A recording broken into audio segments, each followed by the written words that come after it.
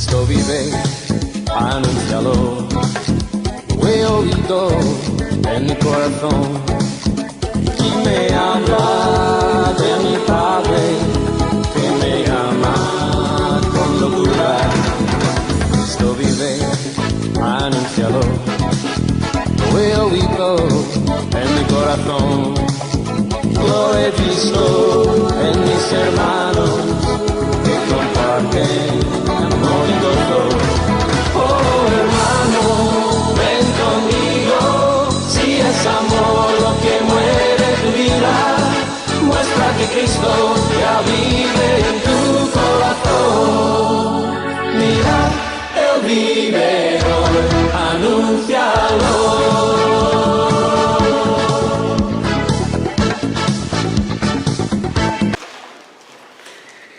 Pues la escuela de esta semana se titula Las perlas son producto del dolor.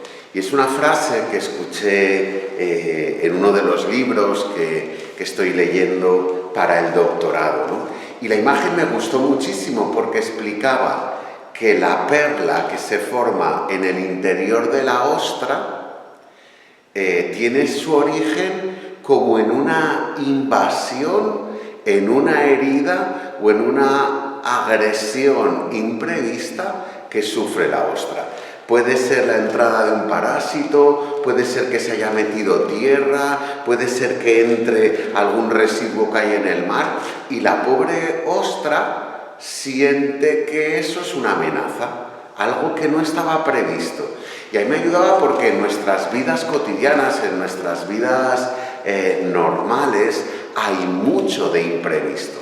Una llamada por teléfono, una conversación, un WhatsApp, un accidente, un ingreso inesperado de algún familiar en el hospital, una cita de tu gerente o de tu consejero delegado que te dice que tenemos que hablar, un ERTE, una pandemia, un bultito que al principio no sabes lo que es y acaba siendo un mioma. O sea, hay tanto imprevisto que nos recuerda diariamente nuestra fragilidad que o reaccionamos como las ostras o nos hunde la vida, ¿no? ¿Qué hace la ostra con el imprevisto? Se intenta proteger y segrega el nácar en el que va cubriendo y va rodeando lo imprevisto, y al final, cuando tú abres esa ostra, descubres la joya, que es no huir de la herida, sino convertirla en algo valiosísimo, ¿no? Y a mí esa imagen me ayuda mucho, ¿no? Y en el texto que lo leía, lo hablaba respecto a las llagas de Cristo, a sus cicatrices, ¿no? Me encontré con un texto que hablaba de cómo se forman las perlas. Son producto del dolor, resultado de la lastimosa entrada de un elemento indeseable y extraño en el interior de la ostra. Me gustaban mucho estos dos adjetivos, indeseable y extraño. O sea, yo no deseo sufrir. Jesús no deseaba la crucifixión. El mundo no deseaba la pandemia. Dios no ama el sufrimiento humano. Hoy tenía una conversación por Messenger con un amigo mío chileno y él me hablaba de una dificultad personal, ¿no? En el fondo es alguien que rechaza a Dios porque Dios no ha cumplido las expectativas que lo humano se había hecho. Una enfermedad, recé para que la persona se curara, no se cura y fallece, ¿no? Y esa respuesta de rechazar a Dios porque no entra dentro de mis planes, me parece que lo hacemos con Dios y con las personas. ¿Por qué me alejo? ¿Por qué me decepciona? ¿Por qué me ha dolido? ¿Por qué la distancia? ¿Por qué ya no estoy tan cariñoso? ¿Por qué me sale la bordería? Tiene que ver con que el otro, las circunstancias, no son como yo diseño. Dios no ama el sufrimiento, porque si le preguntamos a Dios por el sufrimiento, con la misma justicia le tendríamos que preguntar por todo lo que es gozo. Si le pido cuentas por una enfermedad, le tendría que pedir cuentas por cada sabor maravilloso, por cada olor espectacular, por cada aroma, por cada canción, por cada buena persona, por cada amistad, por cada amor, por cada amanecer. O sea, no es justo orar con el sufrimiento solo. Hay que orar también con la gratitud de todo lo que se convierte en regalo de lo que Dios nos hace, ¿no? Indeseable y extraño. Extraño, ¿por qué? Pues porque, lo hemos dicho muchas veces, nos gusta vivir en la placidez de quien lo tiene todo controlado y nos hace sufrir el descontrol, ¿no? Ayer decía uno en una serie, ¿sabes por qué no me gusta la magia? Porque no la controlo. Y eso nos pasa, no nos gustan las personas que no controlamos, nos pone nervioso. No nos gusta una congregación religiosa, gente, versos sueltos que saltan de lo mediocre y de lo controlado. No nos gusta en la iglesia voces que desentonan con el pensamiento común. Nos gustan las fotocopias, nos gustan los clones, nos gustan los bonsáis, nos gustan los belenes de la Navidad, ¿no? Ovejitas que no andan, niños que no lloran, vecinos que no discuten. Nos encanta el museo de cera, pero la vida, gracias a Dios, no es museo de cera, y las personas no somos fotocopias ni somos clones, aunque nos quieran aborregar. Tenemos algo que Dios nos ha dado de forma personal. Como un parásito, a veces es el origen de una perla o un granito de arena, un trocito de coral. En la parte interna de la ostra se encuentra una sustancia lustrosa, vaselinosa, ¿no? Que suaviza, que hace que la cosa fluya. Comienza a cubrir ese cuerpo extraño con capas y capas y más capas de nácar para proteger la ostra. Como resultado, con los años, se va formando una perla fina. Una ostra que no ha sido herida y lesionada no puede producir perlas, ¿no? O sea, a mí me gusta mucho esa forma de sanar el imprevisto. O sea, cada uno reacciona de una manera. Yo me conozco y cuando algo me molesta, salto de forma muy vehemente y no sé disimular, ¿no? Y lo sufren mis hermanos de comunidad y lo sufrís todos los que me conocéis de cerca, ¿no?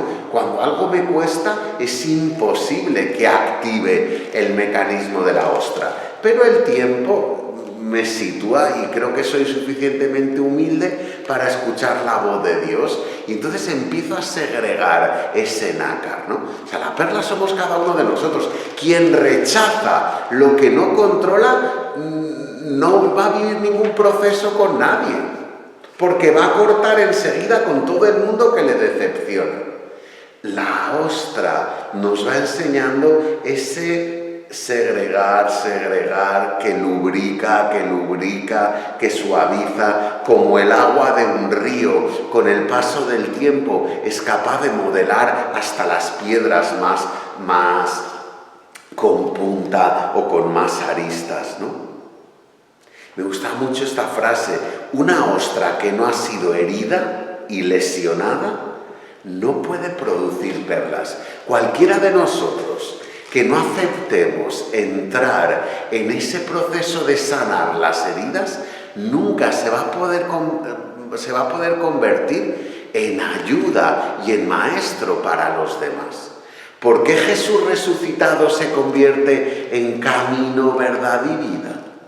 porque él ha vivido en sí mismo ese proceso de ruptura que empezó en Getsemaní, que siguió en la última cena, que le dolió la actitud de Judas, que se enfrentó a Pedro, que le tuvo que que discutieron. Guarda esa espada, envaina así no es, ¿no? O sea, Jesús vivió todo un proceso pascual que a veces lo pintamos sereno, camino de la cruz, y yo estoy convencido que fue muy convulso. De ahí nace ese grito, Elí, Elí, lama sabactaní, pero Dios mío, ¿dónde estás que no te capto, no? Jesús, ostra herida que se convierte en perla de eternidad. Si entramos en ese proceso nosotros, también podremos ayudar y acompañar al que sufre. Claro que nuestras heridas se convierten en sanación, como dice Isaías, ¿no? Sus heridas nos han curado. O sea, me encantaba verlo desde esta perspectiva.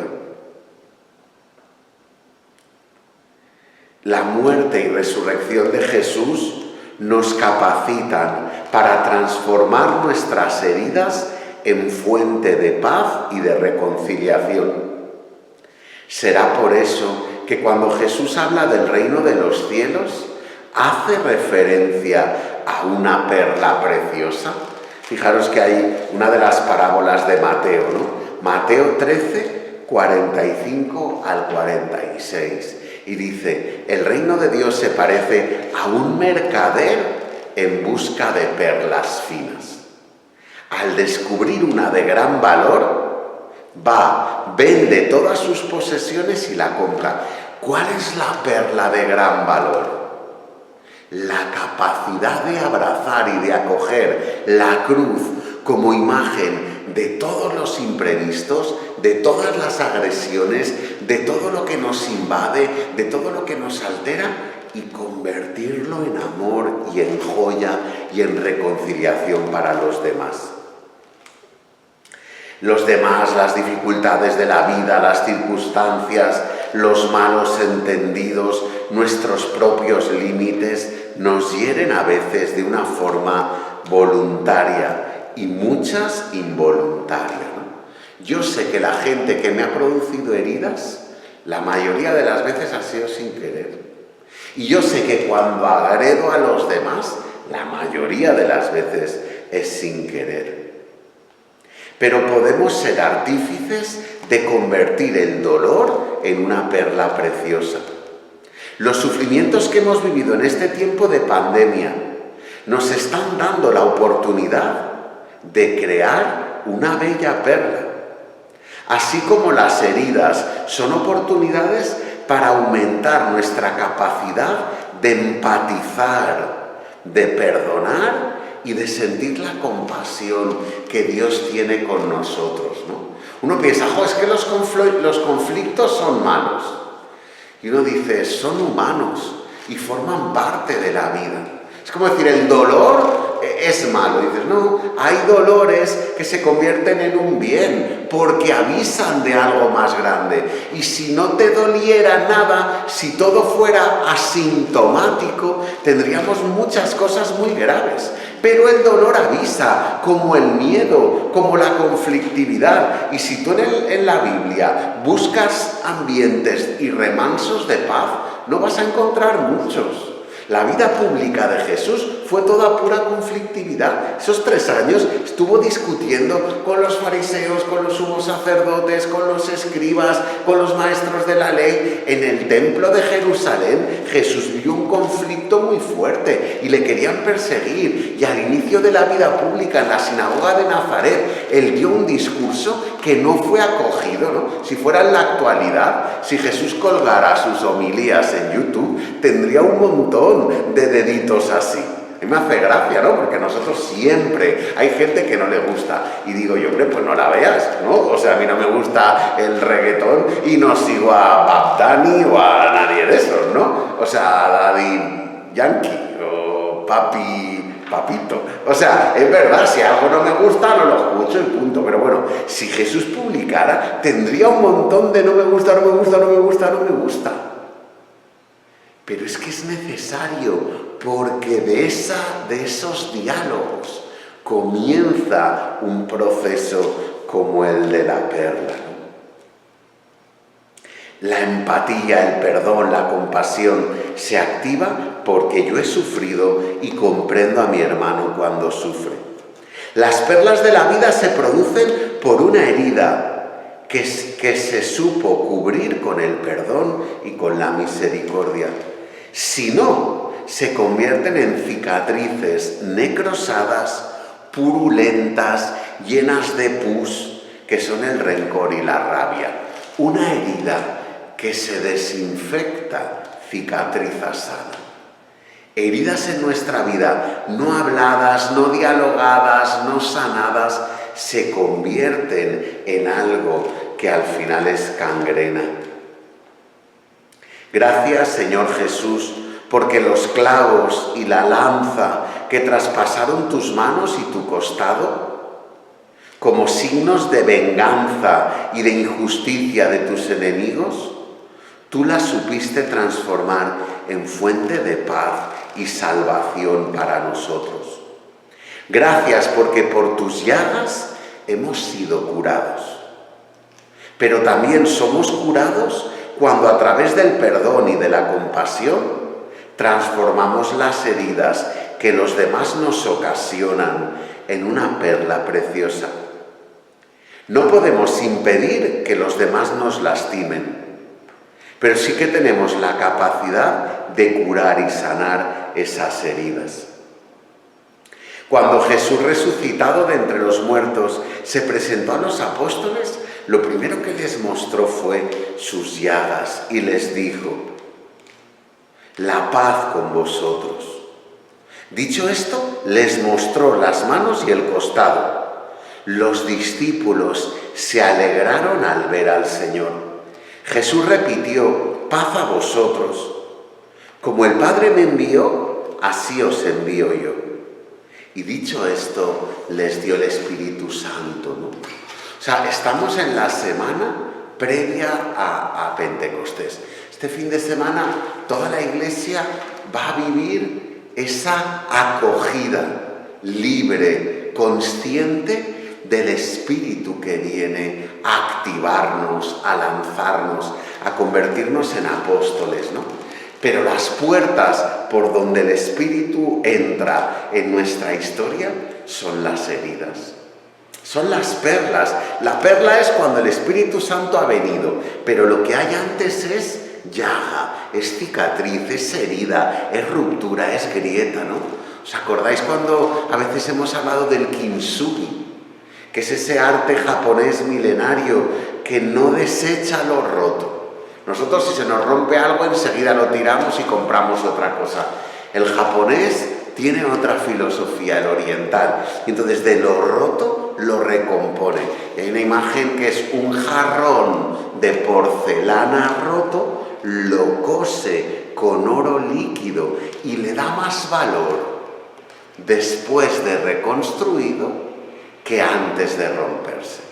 Nuestras vidas, nuestras cicatrices, el resucitado que se simboliza con este cirio, es mucho más valioso. Esas llagas que te abren al Espíritu y a la entrega del Espíritu, que el Jesús que caminaba por Galilea y iba comiéndose las espigas en sábado, ¿no? Recibamos al Espíritu de Dios como ese oro líquido que nos reconstruye, como ese aliento que levanta a la multitud de huesos secos del valle de Ezequiel, como ese alfarero que vuelve a reconstruir el barro, pero esta vez convirtiéndolo en tesoro. Ya no brotaban sangre de las heridas de Jesús, sino que esas heridas eran fuente de espíritu, manantial de ese surtidor de vida que es Pentecostés. Por eso exclama Isaías 53, por sus llagas hemos sido curados. Es inevitable la cruz para que nosotros hagamos camino de resucitar nuestras cruces. Jesús es el que nos enseña a curar las heridas para que se vuelvan perlas. Dice Jeremías 15:19, si te vuelves porque yo te haga volver, entrarás en mi presencia y serás como mi boca. Yo estoy muy sensible, ¿no?, por lo que estoy estudiando, a cómo podemos ser boca de Dios, cómo tienen que ser nuestras palabras, cómo tenemos que hablarle a la gente, cómo dialogar con esos familiares nuestros que a lo mejor no creen en Jesús, ¿no? Dios dice, puedes ser como mi boca si hablas con lo que yo siento de la persona a la que le comunicas, ¿no? Tened los mismos sentimientos que tuvo Cristo, dice San Pablo. O sea, hay una identificación interior con lo que Dios siente por cada persona que cuando conectas, esas son las que te dicen el cómo hablar, el qué decir, con qué tono expresarte, ¿no? O sea, la predicación no es cuestión de memoria, de retener lo que he escrito en un papel. La predicación es conectar con el corazón de Dios y simplemente dejar que Dios hable, porque tú te conviertes en su boca. Por eso solo hablamos adecuadamente de Dios cuando nuestras palabras son palabras que sanan y que salvan. O sea, el poder de la palabra es tremendo y el poder de la predicación es tremendo, porque Dios crea a través de la palabra y nosotros también creamos y construimos a través de lo que decimos. De lo que está lleno el corazón, de eso habla la boca. Eso significa seréis su boca. La palabra que estamos llamados a compartir por encargo de Jesús es una palabra que define nuestro ser interior.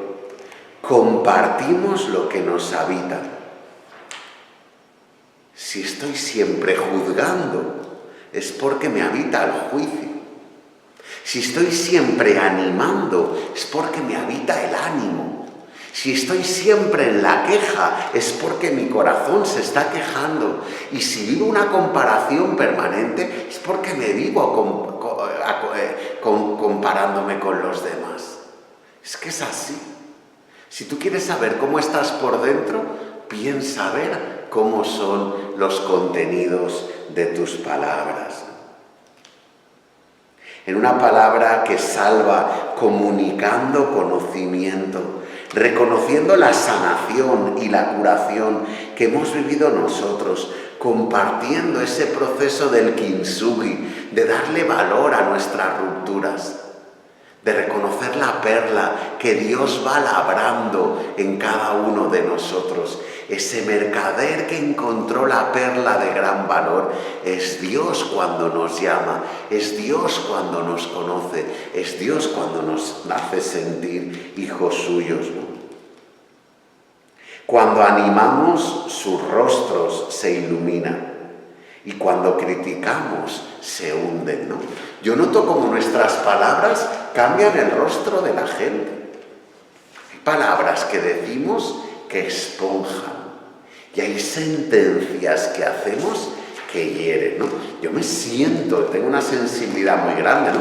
Hay niños que tienen piel de cristal o piel de mariposa, ¿no? Que cualquier cosa les agrede. Yo soy muy sensible a cómo se dirigen a mí.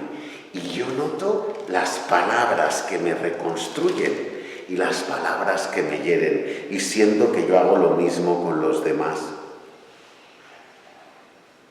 Cuando animamos, tú dices un piropo y los rostros se iluminan. Cuando humillamos, con palabras herimos. Por eso se necesita la palabra de aquel amigo de Jesús que interpreta los diferentes acontecimientos desde la fe. Se necesita un ojo interior que ve con profundidad, que ve con hondura y no se queda en la apariencia, sino que comprende la acción de Dios. Por eso el lenguaje de Jesús es cálido, es un lenguaje que toca los corazones de las personas y así debe ser el nuestro, ¿no? Yo para terminar ponía, no busques lo que has perdido, valora lo que Dios hace en ti, ¿no? O O sea, fíjate que uno mira estos 2 meses, ese marzo, ese abril, este mayo, y uno piensa, lo que he perdido, las actividades que se han suspendido, los encuentros que no se han dado, las predicaciones que se han clausurado, los proyectos mirando al futuro, los campamentos, los retiros, las formaciones, el dónde teníamos que estar, los ejercicios espirituales. O sea, uno puede lamentar lo que no se ha hecho. O podemos vivirlo como el Dios que va cubriendo de nácar esas heridas y las quiere convertir en perlas. El presente es lo único que está en nuestras manos. El mañana aún no existe. Por lo tanto, no vale la pena preocuparse por él. La palabra de Dios hoy quiere responder y acompañar nuestras aspiraciones y profundos deseos de lo más íntimo de cada uno de nosotros, ¿no? Dialoguemos con el Señor, ¿qué me hiere? Dialoguemos con el Señor las actitudes de los demás que me ofenden, las mías, qué palabras digo, levanto, animo, hiero, critico.